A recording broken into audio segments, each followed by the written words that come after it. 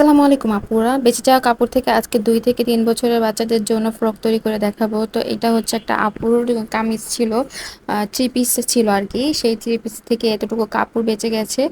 আর আমি এখন দেখো এটা দিয়ে একটা ফ্রক বানিয়ে দিব ওনার মেয়ের জন্য। উনি বলেছে যে কাপড় যদি বাঁচে তাহলে ওনার মেয়ের জন্য যেন আমি একটা ফ্রক বানিয়ে দিই। তো ওনার 2টা জামা ছিল, 2টা 3 পিস, তো 2টা দিয়েই কিন্তু আমি ওনার মেয়ের জন্য ফ্রক বানিয়ে দিয়েছি। তো এটা কিন্তু রুমাল কাটের মতো কেটে নিচ্ছি। তো সাইডে দেখো আমি কিন্তু জোড়াতালি দিয়ে নিচ্ছি, কারণ পুরোটা কিন্তু ঘের আসবে না। আমি যতটুকু চেয়েছি তার চাইতেও কিন্তু একটু কম ঘের আসছে। যাই হোক, তারপর কিন্তু দেখতে খারাপ লাগবে না।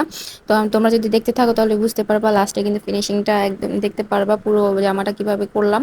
আর আমি কিন্তু উপরের অংশটা হচ্ছে পাজামা থেকে নিব, পাজামার কাপড় থেকে। তো পাজামার কাপড়টা এই যে দেখো, হলুদটা দেখালাম না, এই যে গ্রিনটা দেখে নাও, কারণ একই মাপে কেটেছি, তাই হলুদটা দেখালাম না। তো এই যে দেখো, আমি কিন্তু উপরের পাটটায় যে এক কালার কাপড়, মানে সালোয়ার যে কাপড় থাকে সেখান থেকে যে কাপড়টা সেটা দিয়ে নেব উপরের পাটটা। তো আমি মাপ অনুযায়ী দেখো কেটে নিলাম। আর এখন হচ্ছে এটা নিচের পাটটা কাটবো। তো এটা কিন্তু আর রুমাল পাটটা কাটবো না, এটা হচ্ছে তোমার 6 সেটের মতো কাটবো। তো এখানে দেখো আমি কেটে নিচ্ছি ছাপার যেই অংশটা আছে গ্রিন কালারের, সেই অংশটা কিন্তু আমি কেটে নিচ্ছি। দেখো আমি কিভাবে কাটছি। আর মাঝখানে হচ্ছে আবার গোলাপি কালার প্রিন্টের শেডটা দিয়ে দিব, যাতে দেখতে একটু সুন্দর লাগে। তো দেখো এই যে দেখো, এখন গোলাপি আমি মাপ নিয়ে নিচ্ছি।